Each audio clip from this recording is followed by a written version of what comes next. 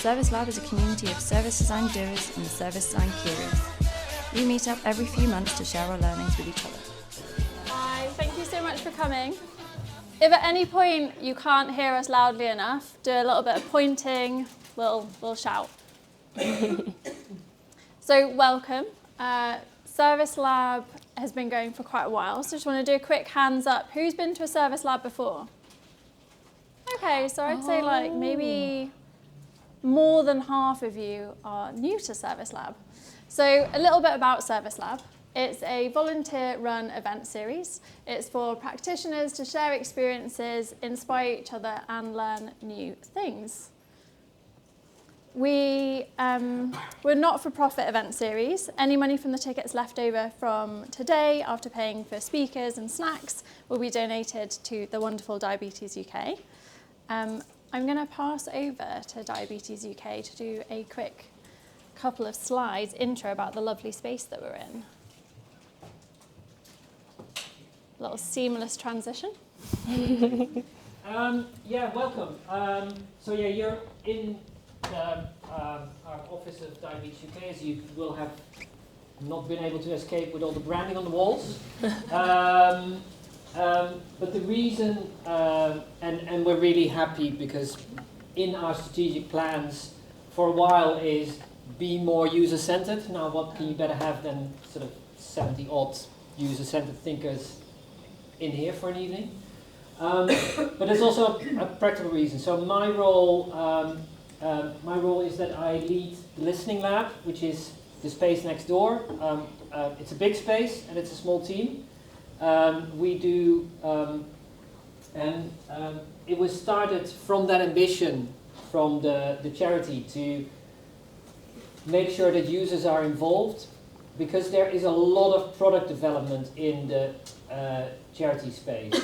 We're talking physical products, smart products, insulin monitors, glucose monitors, insulin pumps, lifestyle apps, smart insoles that measure the temperature and pressure of your feet, all sorts of stuff. And as the Listening Lab, we don't just support the work of the charity, but we also support the work of health tech companies, healthcare institutions. And since we have that capacity of a lab and a team, they're also offered, basically open to be used by anybody else. Well, maybe not if you're the fast food industry, that doesn't quite fit our mission. I'll show you a couple of slides. So what we offer is UX and App Hire, that's the space next door. Research support, which I don't think you'll need, looking at sort of this audience. And participant recruitment, particularly in the diabetes space. We have a reach with our own channels as a charity. So there's a room next door. I invite all of you to, in either the break or after the last speaker, to come there, seek me out. You can have a look. I can show you the lab, the grand tour, which takes 3 minutes. We've got a space to sit down, to interview people in a group or by their own. We've got a desktop space where you can or plug in a mobile. We sometimes have VR testing. We have people with smart products where there is an app but it's connected to a specific custom designed device. We do remote testing.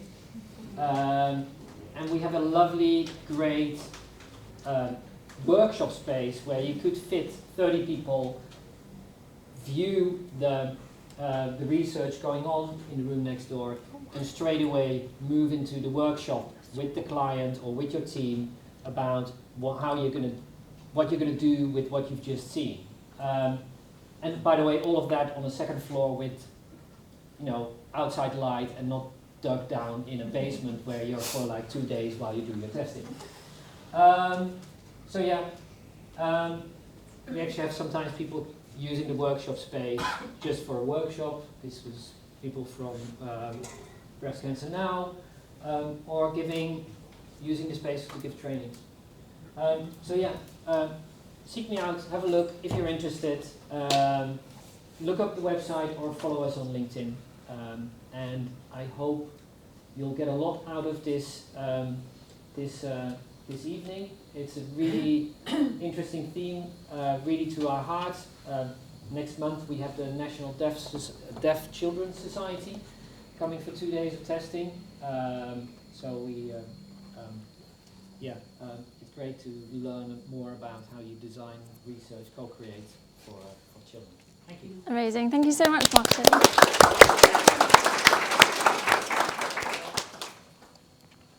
Another completely seamless transition. Okay, so a little bit more about kind of Service Lab, especially considering quite a few of you, this is the first time that you've come along. So we're a team of organisers that makes this happen. We're all volunteers. We'll kind of go through and introduce ourselves a little bit more. Ling and Rupert aren't here today. Rupert has does quite a lot of stuff in the background. Rupert and Jenny, who knew I was going to point you out. Jenny, give a little wave to everyone. Jenny and Rupert started Service Lab, I want to say 11 years ago, maybe?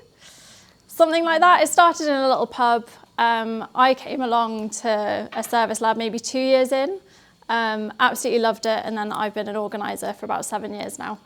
So as I said, I'm a user researcher and service designer. My name's Charlie, for anyone that hasn't met me. I think it's like 6 or 7 years that I've been running Service Lab. I have a real passion for inclusive design. So what I do kind of day to day is I started Inclusively, which is an organisation mainly of me, and sometimes I work with some really lovely freelancers, some of whom are in the room. I mainly work in the healthcare sector, a lot with charities and with local governments, and it's always with a focus on kind of designing more inclusive, accessible services. I do a lot of co-design and co-design with children and young people, hence the kind of focus tonight. And obviously a lot of people agree that this is a really interesting subject that people want to learn more about. Best? Hello. Hi, my name is Best, and I've been in the team for about 2 years now. Yeah, which is very fast. So I'm a service designer. I work in IT services in local government. I improve experience for council employees to have the best IT services experience possible, which I know some of you might be like, IT, I'm here for you.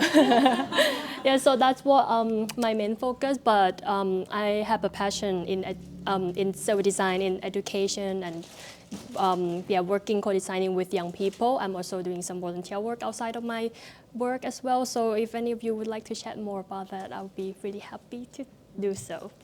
And we have Ling, which we mentioned that he's not here, but he recently just joined us about a few months ago. And he has been very helpful that he also brought 2 of his friends as well, which is Trisha, another volunteer, and over there, if you can see behind, is Su Young.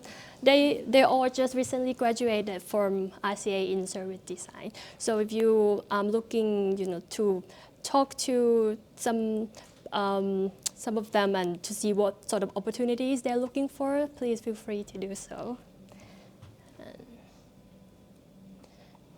So just a little reminder, we are taking a few photos tonight. Feel free to kind of snap any pictures that you want as well. We are also recording. My partner is very kindly volunteering his time to help record. So in a couple of weeks, this will be up online. So this event actually sold out in 3 days, which is wild. So there's quite a lot of people that I think want to watch the online recording. So we'll make sure that that's available to everyone. Community asks, if you want to lend us an event space, we'd love that. Obviously this space is really lovely. We have a future event coming up at Cancer Research UK, but we're always looking for lovely, accessible event spaces. If you want to give a talk, come have a chat to one of us. If you've got a topic suggestion, let us know. There's also some post-it notes and things out there, so in the break, feel free to write anything down. We also have, it's a relatively new, so we've done it maybe 3 or 4 times now, a speaker slot for people wanting to get into user research and service design. So we have a lovely guest speaker this evening. But if you want to be a future kind of speaking slot for someone wanting to get into user research or service design, again, come and have a chat with us. So without further ado, we'll jump into the event. So we are obviously focusing on co-designing with children and young people. We have 4 amazing speakers, and we'll have a break halfway through. So I'm going to pass over to Best to do introductions for our first speakers. Thank you. Okay, I got my little notes here. So the first talk, we are joined by 2 speakers, which are India and Jessica. They are from the Children's Society. India is a design lead with more than 10 years of experience working in the third sector, both in frontline and consultant roles. Her focus is through using design to create systemic change for children and young people. And for Jessica, she's a senior service designer. Previously, she worked as a consultant in Oslo, Norway, with various types of clients, including health ministry and financial services. So today, both of them will be talking about time for young people. And early in the intervention services launched in 2022, with Jessica worked since 2022. So today they will be talking about how the Young Designers Group shapes service through core design. And they will also be highlighting the lessons that they have learned on ethical collaboration and designing with young people. So without further ado, please welcome our guest speakers. This is Jessica. I'm really great to be here, and we're just going to share a little snippet from this project because it was quite a long project, about 18 months, but with just some of our reflections that we've had since, and yeah, hope you find it interesting. So just really quick, we're aiming to talk for 10 minutes. We do talk a lot, so we'll try. There'll be some time for a couple of questions, and we'll be around if you want to have a chat, or we'll share our email addresses.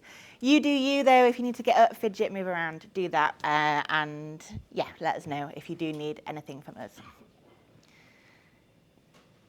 So the main things that we hope that you take from this are a concrete example from the project, some of our learning about what bridged both our service design practice with the expertise of our colleagues from different areas, and an invitation to reflect on your own practice and how that might fit in future co-design projects with young people. So the original brief that we got, as you know, it always changes, but the aim was that we co-created a new early intervention wellbeing service with young people in Newham, East London, and it was place-based, but it had to have the ability to scale. Our assumption, well, our original intentions, that as Jessica will share, also changed, were that we would run the group of young people ourselves. We would really try and share power quite equally with them, and that we would train them so that they could work as young designers with some degree of autonomy in the project. Hopefully my animation, oh no, my animations aren't working, but that's okay. There might be a bit of a busy slide. Basically, as you can imagine, 2 years of a project is a long time, so a lot of people and a lot of teams would be involved, which then naturally will change the service design attentions that you set.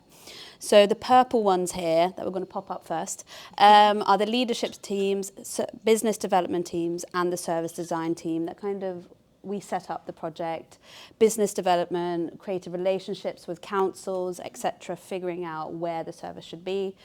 That was a longer than 2022, that started in 2018, but it ended up being Newham, which is here in London, East London. Then we have supporting teams, which I call, and they are policy and research teams, all within the Children's Society. They helped us with the early start of our research. I thought I saw I needed to talk. Can everyone hear me at the back? Yeah? Okay, great. There was just a picture. I was like, okay. And then also the creative teams who helped us with the graphics and also the interior, so actually really making the young designers or the young people who we were working with and their ideas into life, as well as storytelling teams who helped with internal, external communication, and also a video creation that the young people were also involved with. So as you can hear, a lot of involvement and a lot of stakeholders to manage, and most importantly, these pink ones, so the local council and other community partners, youth voice and participation really helped us to shape the Young Designers Group, who are a group of young people from Newham who'd had no really experience with the Children's Society, so we didn't know them. So we were really heavily reliant on these external teams and also the youth voice and participation to set the team. And I came from, Best's introduction, as you saw, I came from quite a heavy consultancy background. I was used to holding facilitation, but holding a group of young people is very, very different. And I was not able to do that on my own. And this is the expertise with the youth voice and participation groups that we have, where their expertise is holding young people and also all the admin and all the safeguarding that involves. So I think we maybe bit on a bit more than we could chew at the start and thinking that we could do that ourselves. And that comes to the next slide of, I've chosen 3 main assumptions versus reality. So the first one is trust gained through delivery versus trust built from relationships. So here we really had to work quite closely with the youth voice and participation teams they really recommended us on using way longer time to create those relationships with young people. I had in my head a bit more of a sprinty situation, but that didn't work. And because I noticed really quickly that trust wasn't gained through delivery, as it often is in more product. It was built from the relationships that we had with them, and that takes way longer than you anticipate. And it's so important as well, because that is really the heart of co-design, is those relationships. Also, team setup. So again, I'm going to just reinforce that. We maybe thought that we were going to be this, maybe sovereign is wrong to say, but service design team that was going to deliver. We were going to hold the group. We were going to do everything, and just with some consultancy from the other teams. But it actually ended up being a super collaborative process where service design a lot of the time had to take a back seat. So there was actually, for me, a lot of ego checking actually. So that's, one thing. Then the third thing is co-design with young people. So young designers, who are our group of young people, just to avoid the confusion, having autonomy and power versus real life constraints. So again, I think, thought that we could give them more power than we actually had.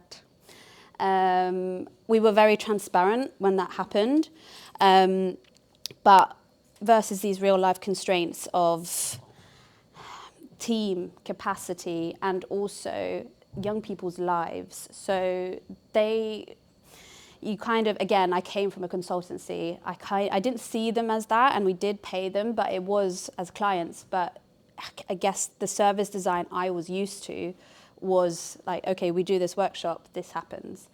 It's not like that. And they are teenagers a lot of the time, especially in this group, and they just have lives, and so do we. So co-design can't always happen in this process anyway, at every stage. And I'm just going to give you a very quick example of where it happened really nicely. Again, it was going to be very nice animated, but at the first, I, from a service design perspective, again, had planned 2 to 3 sessions where we were going to just explore. Then the youth voice team and participation team came to me and being like, you know what, we've actually got quite a lot of experience in creating recruitment panels and putting young people on the other, recruiting people who wanted to work for the service and in different services they have. And I was like, okay, that's cool. And then that resulted in more young people involvement.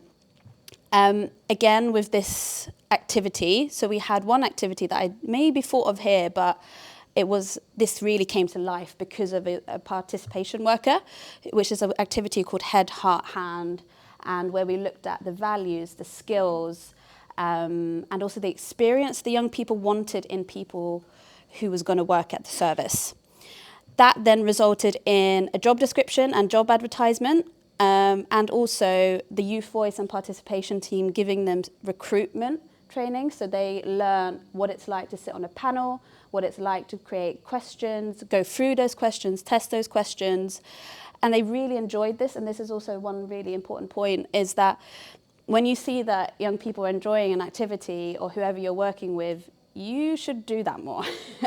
So a lot of, again, service design priorities, like I wanting to explore peer-to-peer offer and mentoring, they weren't really interested in that. They were really interested in recruiting because it was such a tangible thing for them. And it ended up being 3 assessment centres. So it's not only interviews, they were looking at how practitioners would work in practice. So they gave them tasks as well, or youth tasks, and seeing how they would engage a group.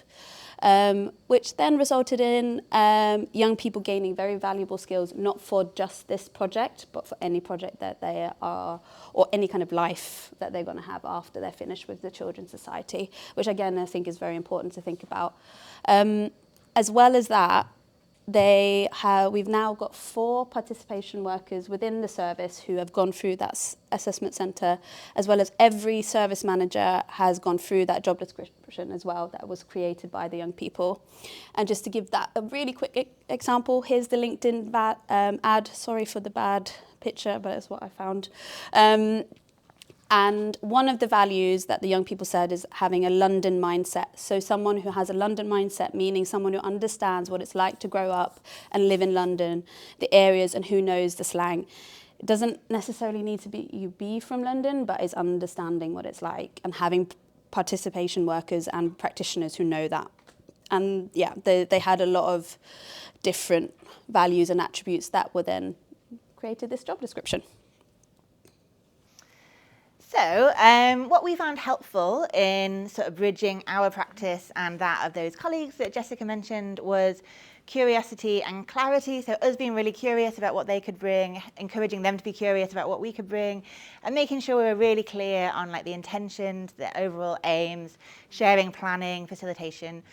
Obviously, that means it was really collaborative, and we tried to make it really reciprocal, and we ended up with this really lovely hybrid of service design activities, but with a bit of a youth work twist that made them much more engaging for young people.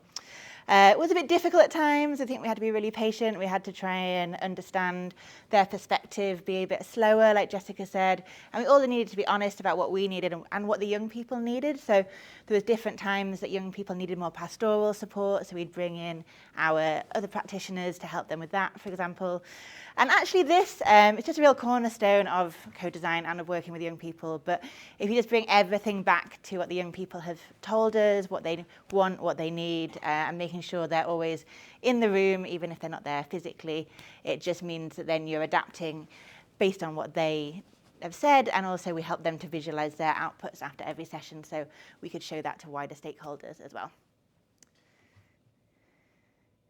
So, shout out to Jenny again. I attended a co-design training that Jenny and Ali and K.A. McKershaw ran a little while ago, and they talked about a scope of practice. And when we were reflecting on this, it really made me think back to this, actually. It's about understanding what we as practitioners can offer, what's in that scope of our expertise and experience and networks, and what's not, and being really honest about who else we need to work with. So K.A. has this great tool, if you want to have a little look at their website there. Me because You can see that's the service. Change is not the easiest thing, but with projects like this and people that keep on volunteering to help, we will get there very soon. Good. How are you? Okay. Good. Welcome to Time for Young People in Europe. Bit fast. Yeah. We'll send you the whole film so you get the gist of it. Sorry, I'm breaking your thing. No. No. That's it. That's Thank it. you. Sorry, we overran a bit. Oh, did we? Sorry, Charlie, that took a bit longer. Thank you so much. Do we have time for questions? Yes. Okay. Yeah, we'll take a couple of questions. Anyone have any questions?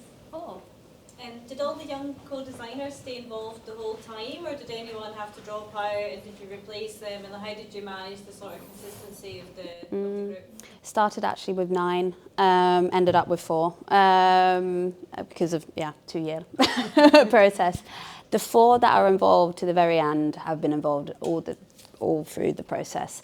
Yes, they've had live stuff and GCSEs and things, but I think they only missed maybe 2 sessions at most, and we always kept them in the loop, checked in, and this is also a part of the thing and the help that we needed with the participation workers, like texting, checking in, calling. It takes a lot of time, and you need to really have that in the process as well, because you need to check in on them as well.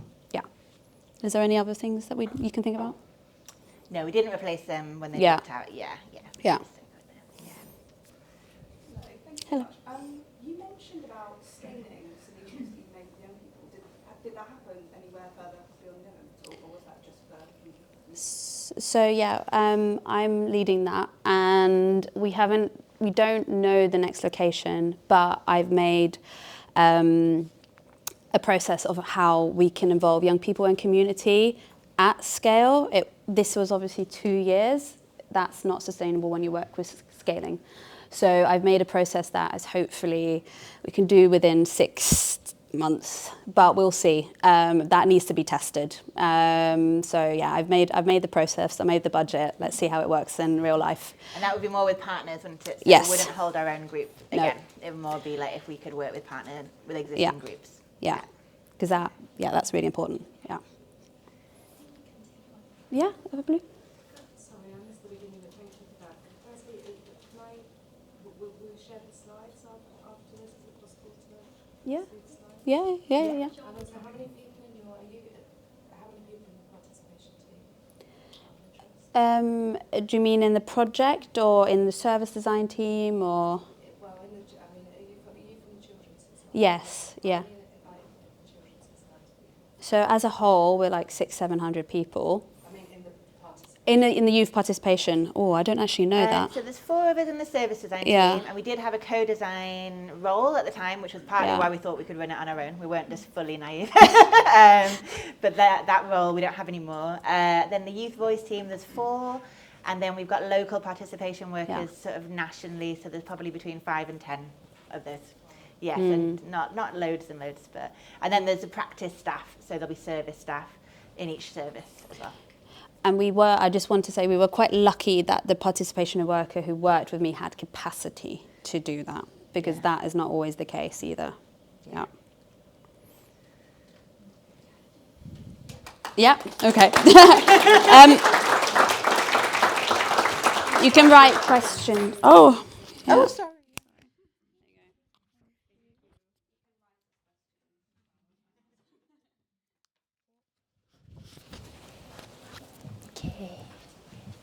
Okay.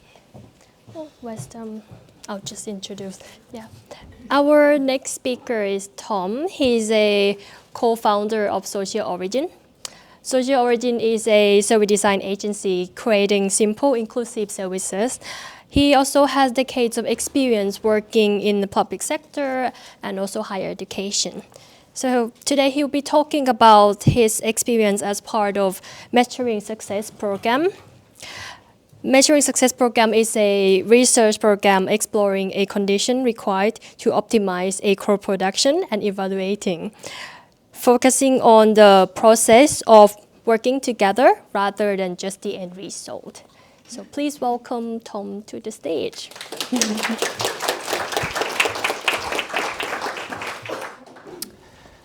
Hey everyone, nice to see you. So I'm Tom. In terms of visual description, I'm a very average height white man with a blue shirt and blue jeans. So today I'm going to share with you some experiences of a project that I was involved in last year, where we co-produced improvements to student mental health in a university setting, and we experimented with ways to measure co-production. So after a few goes, we've tried to centre this project around the question of, can you measure co-production? Is that something that's possible? So we'll share with you the approach that we took to that, what we learnt from that experience.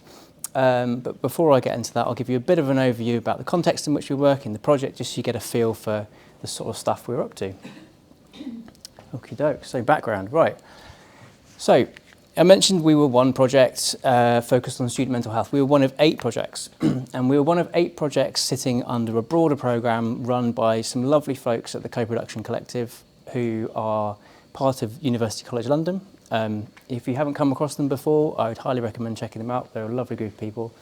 And they formed a programme that was aiming to understand the conditions needed for success in co-production, and then also how you go about evaluating that.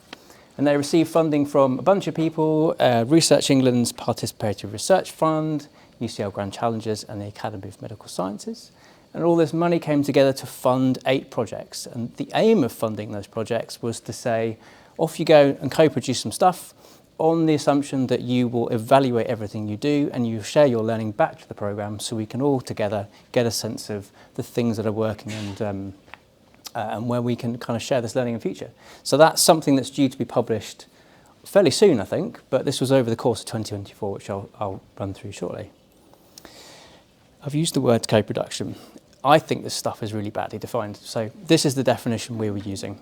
This is from the Co-Production Collective. They've co-produced this definition through previous research, and they define it as an approach to working together in equal partnership for equal benefit. And I think there's 2 key component parts of this, the word partnership and what that implies and how you work with people, and the word benefit and the different ways in which we might benefit from working together. And I really like this definition because it's simple, but it has its limitations because it's quite short. So underneath that, we have some principles. And these are the principles, again, that have come out of previous rounds of research and are drawn from different studies, but they help us to think about what co-production means at that kind of next level down. Some of the language in here reflects the definition. Some of it kind of gives you a bit more to explore how this works day to day. And these are things we use to guide our working. And within the project team, we use to guide how we worked. So they are, number 1, inclusion, accessibility and transparency, and how you do that. Number 2, building and maintaining relationships. I think as you guys before said, relationships are a really core part. We'll come back to that, but it's, it's really in there. Number 3, sharing decision making and understanding and addressing unequal power dynamics. The most scary and hardest of all of them, I think. Number 4, respecting and enabling knowledge, skills and experiences. And number 5, value and benefit for all. So these work together. They kind of reinforce each other, and it's something we use. Now the reason I'm presenting these is not just because we used them through the project, but this is something that we came back to and we based our measurement upon these, and I'll explain that shortly. So that's what we mean by co-production as part of this programme. So in terms of the project itself, I'll give you the shortest version of this project I can, because I want to spend more time talking about measurement. So on this slide, we have 9 smiling faces. This is our project team. So we had, this is all from the University of Warwick. So we have 4 members of staff. We have 4 students, current students at different points of their studies, and myself as an external collaborator. And we worked together over the course of 2024 from about January to September time. And the team was brought together under the shared ambition of improving student mental health within the community at Warwick University. And the team brought together a really wonderful mix of background, skills and experiences, including lived experiences, which were really kind of core to our way of working. So that's who we were. And then the shortest version I can give you of what we did, again, because I think this is useful for context, but not where I want to spend so much time today, is that after a period of discovery, one of the many things we found was that there is a lack of confidence, verging on discomfort at times, between staff and students in having conversations about mental health, specifically staff not wanting to have those conversations. And this became something the group felt more able to influence compared to some of the other things that were more systemic. And so we wanted to see if there was a way to normalise conversation and promote better engagement between staff and students with respect. So we came up with this idea of a campaign called Get Warwick Talking, which amounted to a bunch of stuff, but it was really centred on a series of videos, which were video stories created and shared from previous lived experiences within the group, recorded with student actors, and then these have been played around campus to try and facilitate that conversation. And these are things that are being trialled and tested at the moment. So that's a kind of ongoing thing. Okay, so big program, our project. Let's talk about measurement. This is what we did. So right at the start of the project, we were given essentially, I wouldn't say a choice, but we were given, there was some guidance offered about what we measure.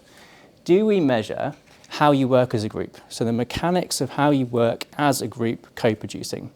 Or do we measure the stuff we produce? So the outputs and then the impact that has on our chosen area. Our team was very much more motivated and drawn to the idea of measuring how we're working, because that was the really interesting stuff for us.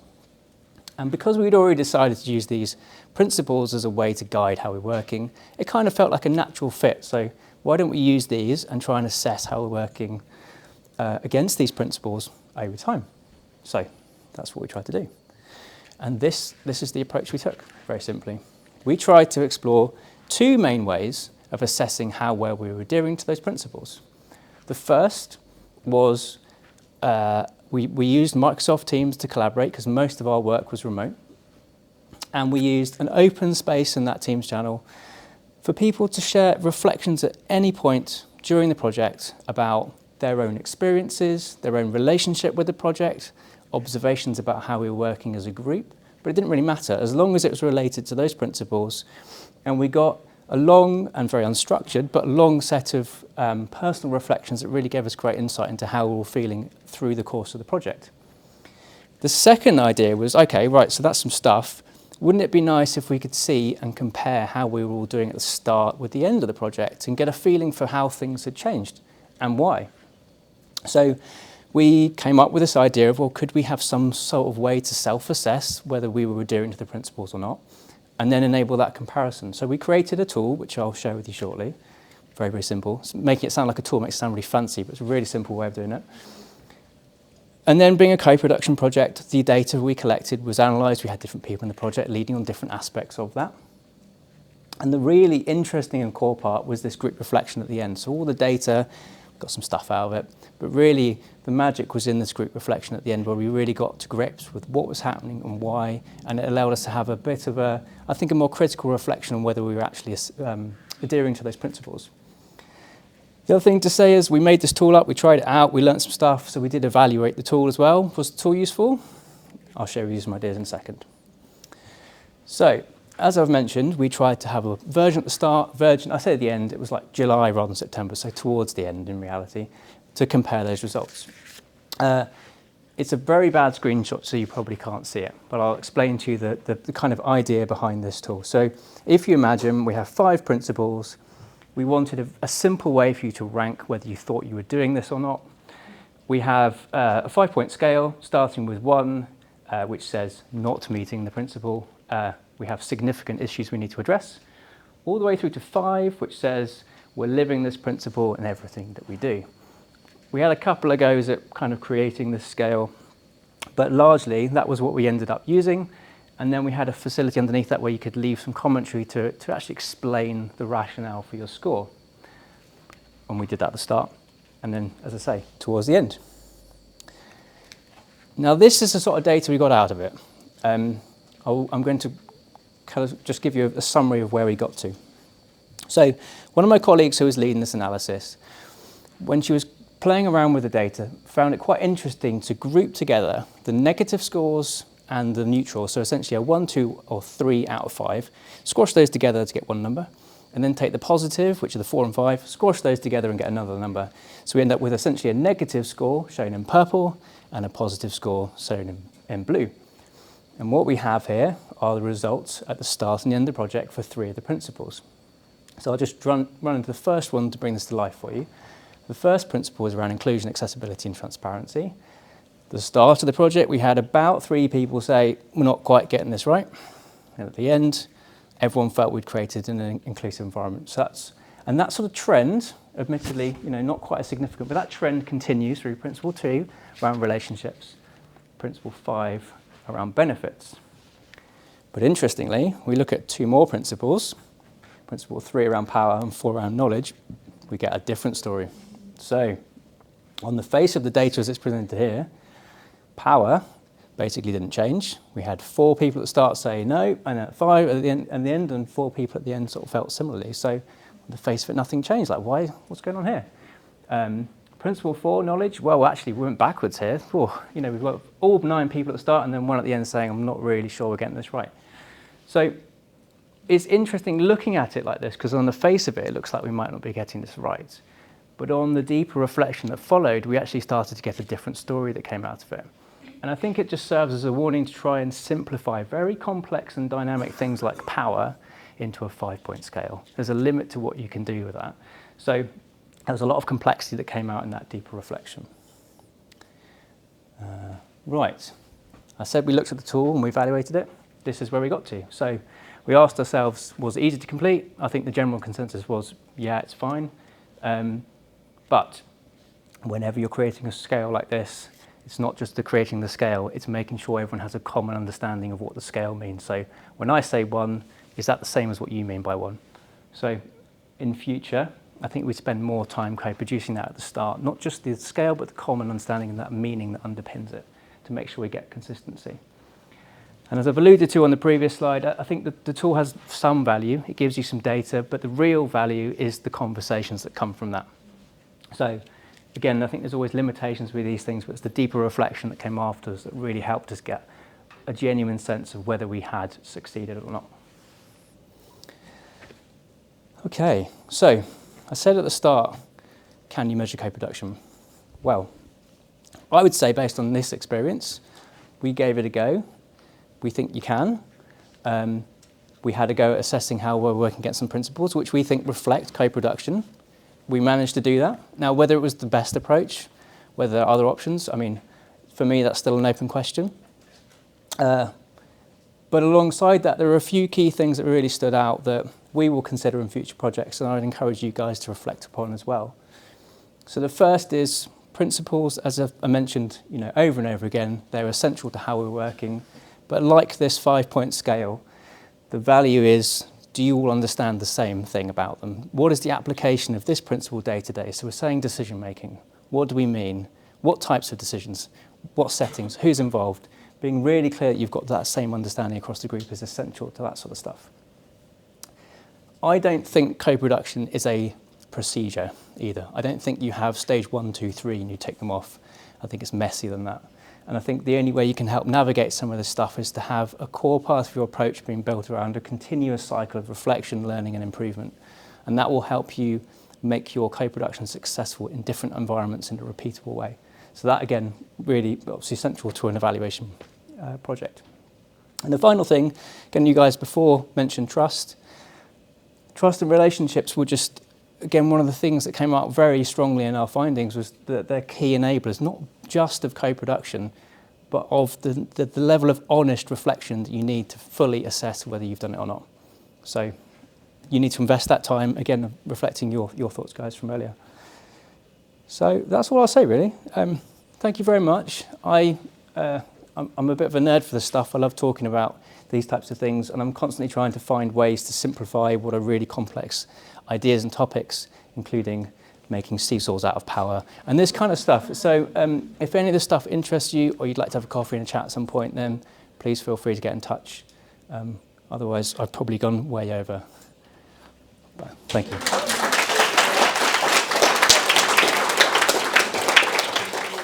Thank you so much for such a insightful. Oh, we already have the hands up like that. So yeah, I think we can take 2 questions. So would you like to go? Thanks, Tom. It was really great. I just have a question around kind of your principles, and I'm going to be a bit picky on it, just because I'm working on something quite similar, is how do you kind of estimate those metrics, like inclusivity could mean very different things to different people. Was there anything that you did in those terms to understand and have that common understanding within the team? It's really tricky, isn't it? Yeah, a lot of those words are like, you could be open to interpretation. I think this is part of what we found, is that you need to spend that time. So yeah, we spent time at the start looking at the principles. That was built into our initiation of the project, spending time with those and trying to understand them. But I think, as I said, on reflection, I think we need to spend more time co-producing that, not just putting them up there, but we say, okay, that does say accessibility and transparency and inclusion. What does that mean to you? and having those conversations.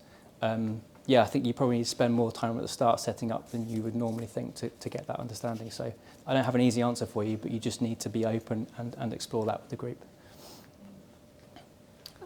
I think we have one more there. Yes. Thank you. I was curious about those power dynamics that you delved Yeah. into it a little bit, and if you eventually found a better framing of that question about power after you got that feedback. Yeah, I can't answer that easily. We spent about 6 weeks trying to unpick that and really reflect on it, because it was one of the trickiest things we came up with, and there were so many things in there that caught us by surprise, to be honest. Like we didn't know it until we got right into the weeds of what was going on. I think where we ended up was that although the principle, for example, talks around shared decision making and addressing unequal power dynamics, where we ended up was we feel like we've achieved shared decision making, but not equal power. And I think the overall reflection from it, and I left this project alone thinking it's not possible to have equal power dynamics. That's an unachievable thing. So we should look at trying to deal with imbalances where we can, but the shared decision making is something more achievable. And I think that's what we ended up with. Yep. Okay. Thanks, guys. Thank you.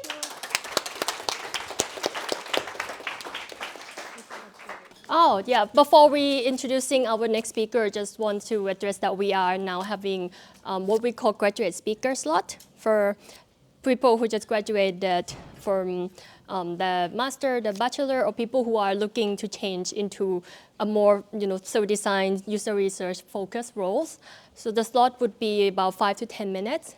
And just you can talk about your own projects that you've done in the past, or just bring your portfolio and talk about what sort of things that you've done and what are the things that you're looking for as well. So if any of you would be interested, then please come and talk to either Charlie or me. And for today, our graduate speaker is Anath. Anath is a service designer, strategist, design researcher. Currently, she is exploring the roles in public service, public sector. She also has experience in consultancy and startup environments. I won't talk about her too much because she will be here and introducing herself to you also. Yeah, please welcome.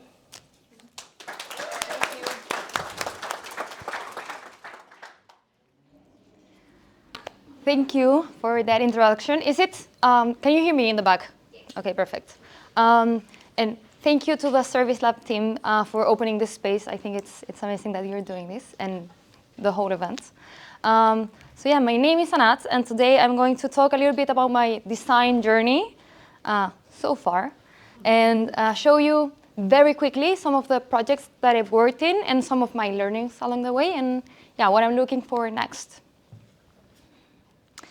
So I started my career as a service design consultant, and during this time, some of the things that I did was, for example, help a telecommunications company back in Chile, I'm originally from Chile, reshape the way in which they were collecting, using, and visualizing data internally. I also helped the Chilean government improve the accessibility of government-issued certificates, especially for people with low access to internet or living in remote locations. And I also designed and launched a digital bank for Mexican millennials looking for an easier way to save money.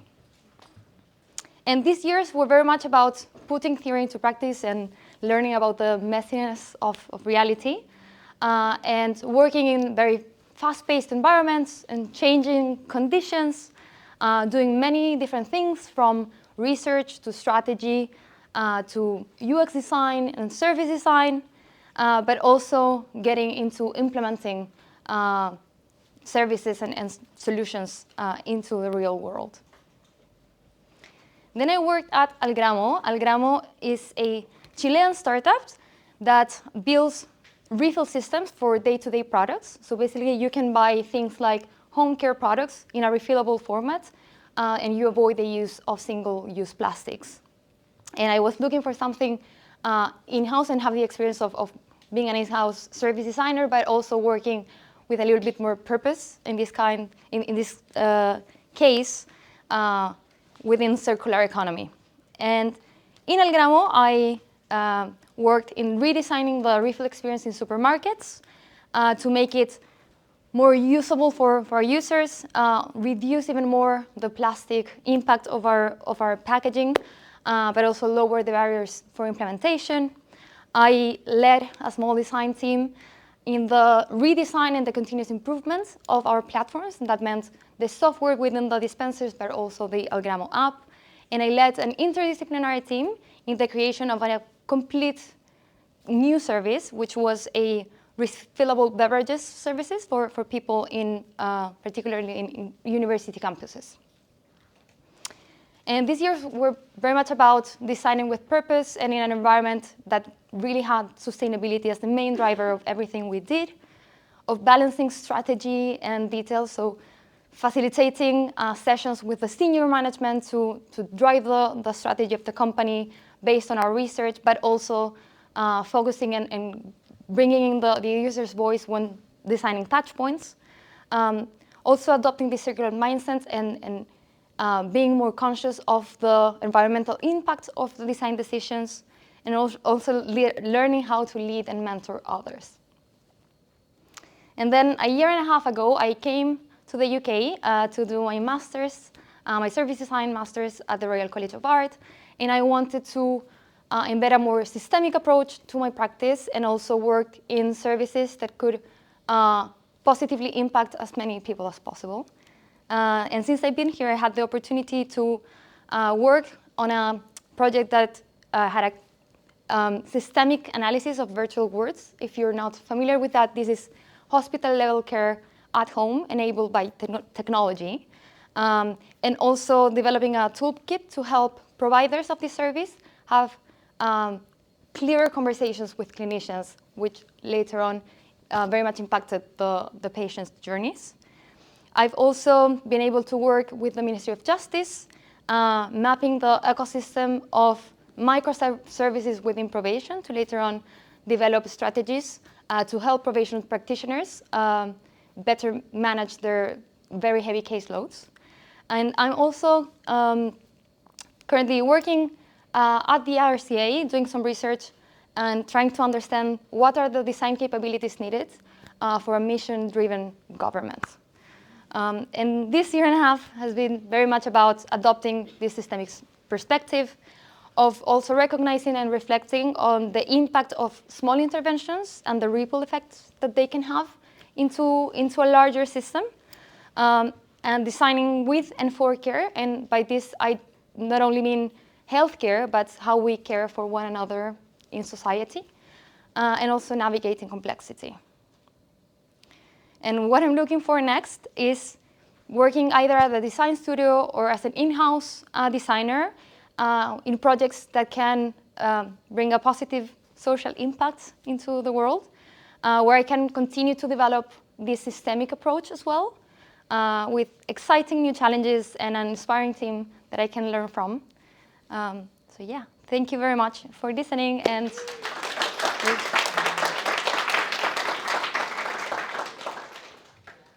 okay, thank you for the presentation. Thank you. Yeah, we would take some questions as well. Yeah. Anyone got any questions? Yeah. Okay, over there. That one. Yeah. What are the design capabilities for mission-oriented government? Whoa, that's a larger conversation. But what I can say is that something that there's roles like interaction designers in governments and service designers in governments, and that's something that's kind of defined.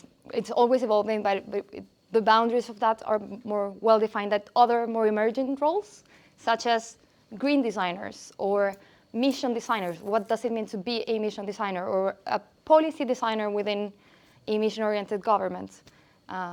So yeah, but we can talk more in detail about it. Yeah, I think I saw a hand from that side. I was Yeah. trying to ask her surname. It's Ochman, by the way, yeah. Okay. Would you like her to spell it out as well? Yeah. Anyone else? If not, we'll just, yeah. Okay. That's it. Thank you. Thank That was you. great. That was really great. Thank you so much. I'll just give it to Ayshah. Yes, I'll introduce. So I always have to say it, our last but not least speaker, Ayshah. Ayshah is a lead, design lead working at Young Minds. She's integrating design into the service to support young people's mental health needs. Previously, she also worked at a innovation unit as well on co-designing and spreading innovative solutions within the UK public sector. And the talk today would be about tips and considerations for successfully co-designing with young people. Nice, thank you. Hi, everyone. So I'm Ayshah. I'm design lead at Young Minds, and I've been in the role for about a year now. And it's been the most I've ever been able to work with young people since I joined, which has been a real honour. For those of you that don't know, Young Minds is a mental health charity for young people, and we're dedicated to making sure young people get the support that they need. We do this through, we have a parent helpline, we have really amazing advice on our website and social media, we campaign for change, and we also have youth engagement programs. Involving young people in our work we see it as a human right of young people, and also a core value for how we do things. So nothing about us without us. And so today I'm going to be focusing on talking about co-design at Young Minds and some pieces of work we've done recently. I've got my notes with me because I do tend to blank when I'm doing presentations, so bear with me. The example that I wanted to talk about today is a piece of work that I joined partway through. We've been developing a new app that uses reflection and creativity as a tool for managing well-being. We've designed this app by and for young Black and Black mixed heritage people.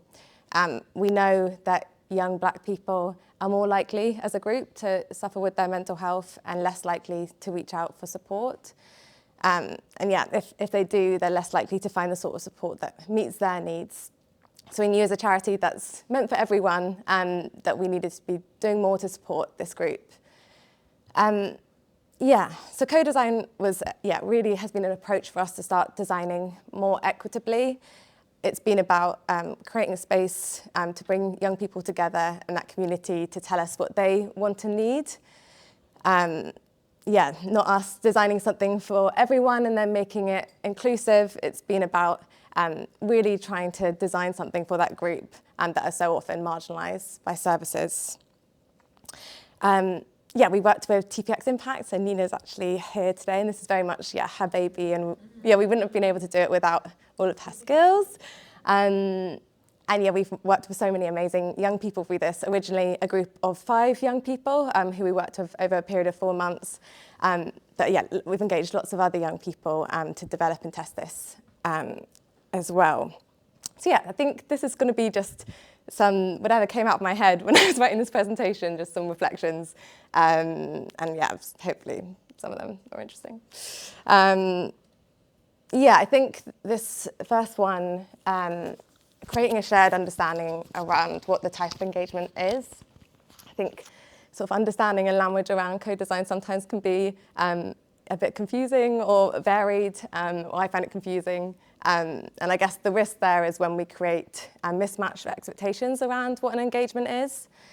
Young people might think they have more influence than they do, or misinterpret their role, which can lead to disappointing young people and losing their trust. I think for leaders or decision makers, sometimes co-design can be quite a shift. It's not just about involving young people, it's really about sharing decision making, making decisions together, which sometimes people don't quite understand or maybe aren't up for. So I think having those conversations really early on about what this means, how much power are we really up for giving to young people? How are we going to ensure this isn't tokenistic, and build that sort of shared clarity and responsibility into the work? And I think it's fine if some decisions it doesn't feel appropriate and right for young people to shape. It's just good to practice transparency around what those are and explaining why. This is our participation framework, which I think can be really helpful in some of navigating some of these conversations. It kind of gets you to think about how much power is being held by young people, so you can talk about what is something, what isn't it, where can we go further, and if we're not going further, why not?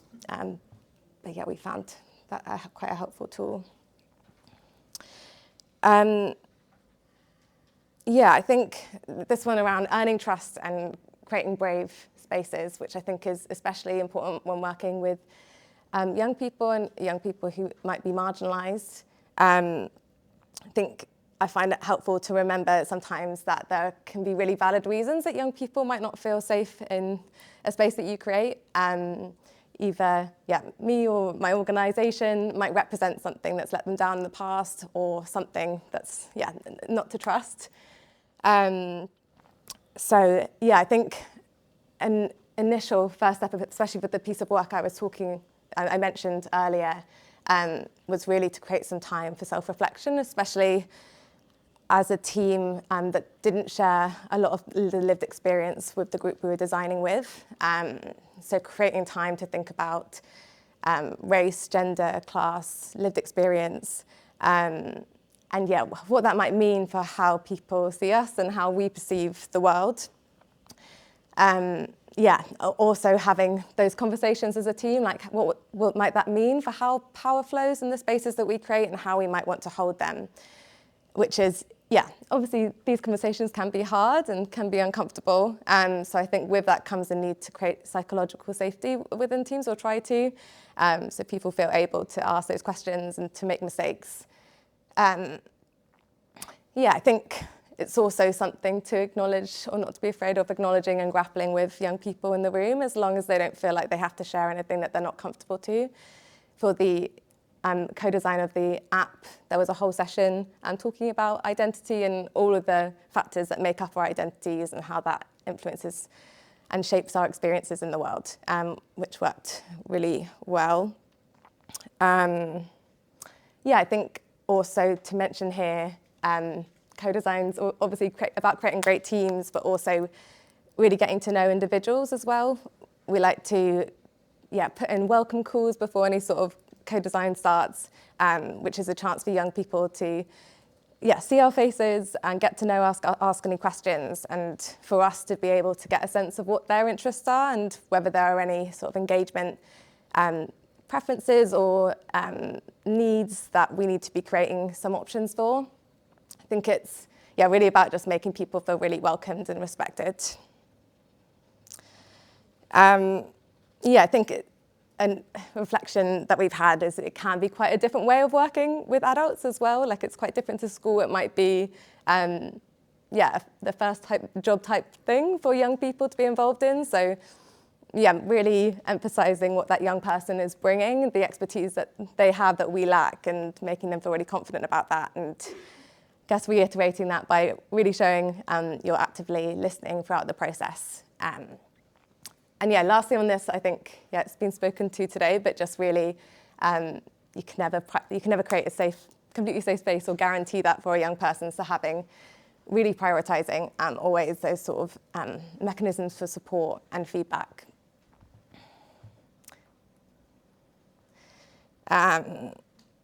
Yes, so I think this one's around valuing different expertise. I think a real strength of co-design is how it brings different perspectives together to create that challenge and collaboration that can lead to better outcomes. So when designing a new service for young people, there's lots of perspectives that you would be interested from hearing from: parents, carers, professionals who work with young people, charities who are already trying to do work like this in the sector.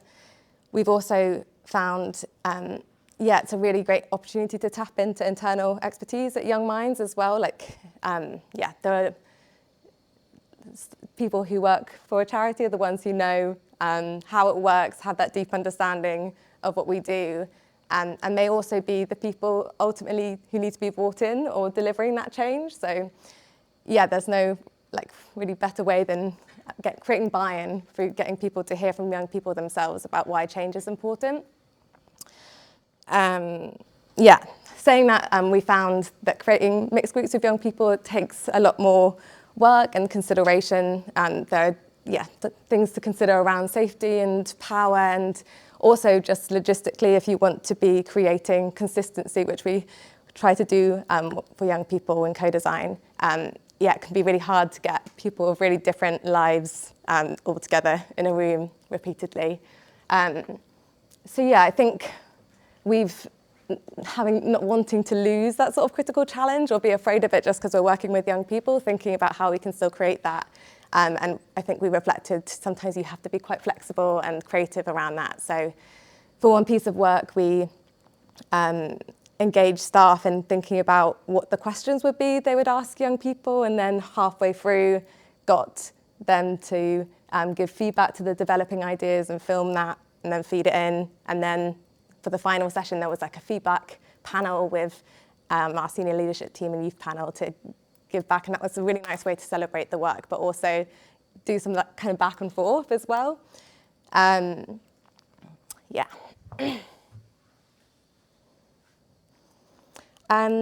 This last one's around creating good endings and exploring how an engagement could grow. I think this one's thinking about what co-design is or can mean for a young person.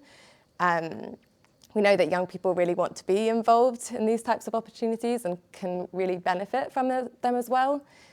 We've seen young people through co-design really grow in confidence and build new connections, and also sort of ignite a new interest or passion to get involved in this type of work. I think it's about, thinking about those opportunities as an engagement develops, like how could it grow?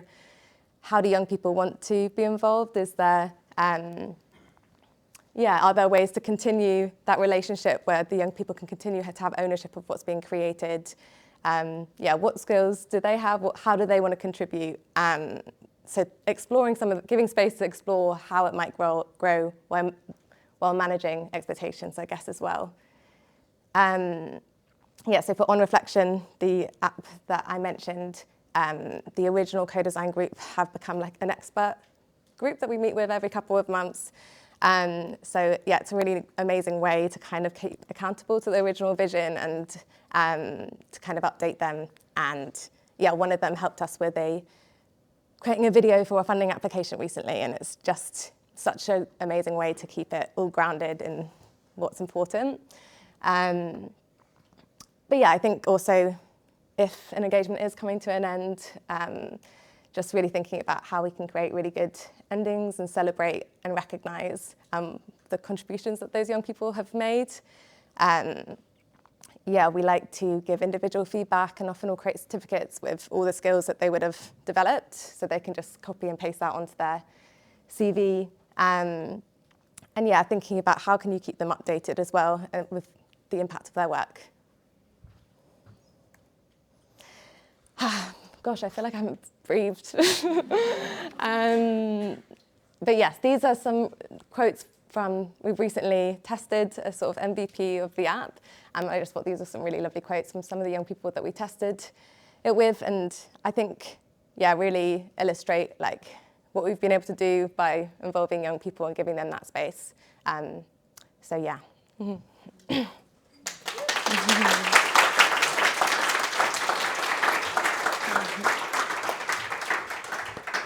So much. That was so insightful. I really like the way you put 1, 2, 3, 4, and it's really easy to grasp. Oh, good. I don't know why I'm just giving compliments.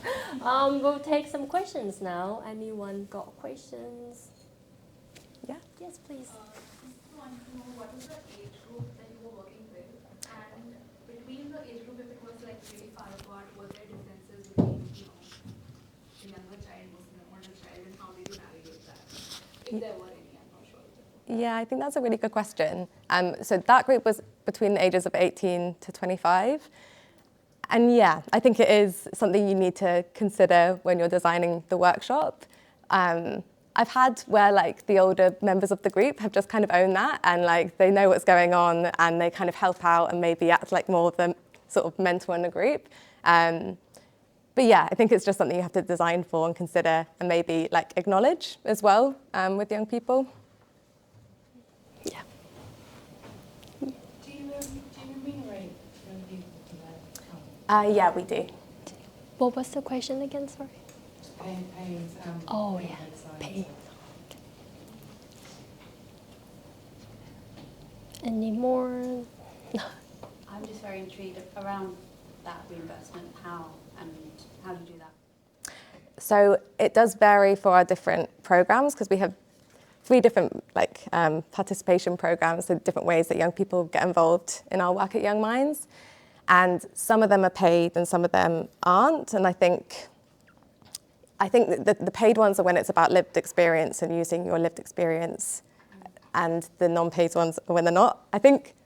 And yeah, we pay like a living wage. And also, I think for this piece of work, there was an equity weighting as well that we did. But so I'm not super great on the details around this, but I can find out more if that's helpful. Any more questions? Oh yes, please. You mentioned that at the end you had this lovely idea of a group that you continue to share where you were going with. Was that just a way to help share the progress you were making, or was there some accountability there in terms of them providing feedback and challenge on what you were producing to ensure it was actually reflective of the vision that you agreed? Exactly. I think it's partly that sort of accountability, and also this is still moving and shifting, so still being able to get their advice on next steps and our direction. Okay, cool. Oh, we got one last question, I'll say. Yeah. Did you ever have any like big disagreements between young people about the direction, or were they all sort of going in the same direction? I don't know. Nina, can you think of any? I don't think they disagreed.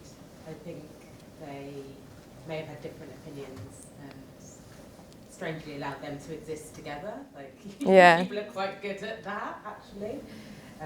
They don't necessarily need that primary. Because it was a design process, we could take things forward and test a bit more.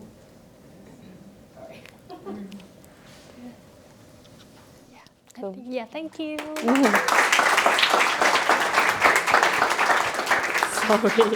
It's stuck.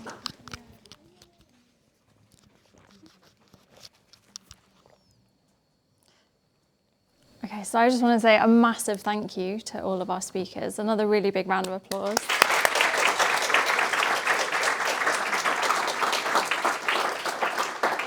So I wrote down just a couple of kind of takeaways from this evening. A massive thank you again to India and Jess from the Children's Society. You talking through your kind of year-long programme and really understanding the realities of co-designing with children and young people.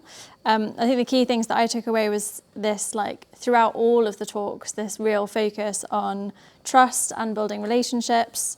Tom, thank you so much for talking us through that way of measuring co-production. I think any ways of measuring anything in service design, co-production, user research, we're all like, ooh, because it's so difficult. Anath, thank you so much for coming in and speaking. Obviously, anyone's got any opportunities, come and have a chat. Another shout out to our 2 brilliant volunteers as well. I believe they're both looking for service design opportunities. So again, please go and have a chat. Yeah, they're nodding a lot at the back. So please do go and have a chat. And thank you so much, Ayshah. That was amazing. So many different learnings. I took some down on a different device. The key things that I took away was welcome calls. I think that's so lovely, making sure that everyone feels really comfortable about the environment that they're about to come in. The importance of earning trust again, and how important that kind of flexibility is. I also really loved, I think it came up a bit when you were talking as well, India and Jess, this thing around, and I've experienced it when I've worked on projects with children and young people, the like certificates that you get at the end of it, like the skill set that someone's developed and how important that is to people. So just thanks again for giving up some time of your evening and coming and chatting to everyone. For everyone else, we'd love to hear any feedback. Give us a message on LinkedIn. We're always looking to try and make this better for everyone.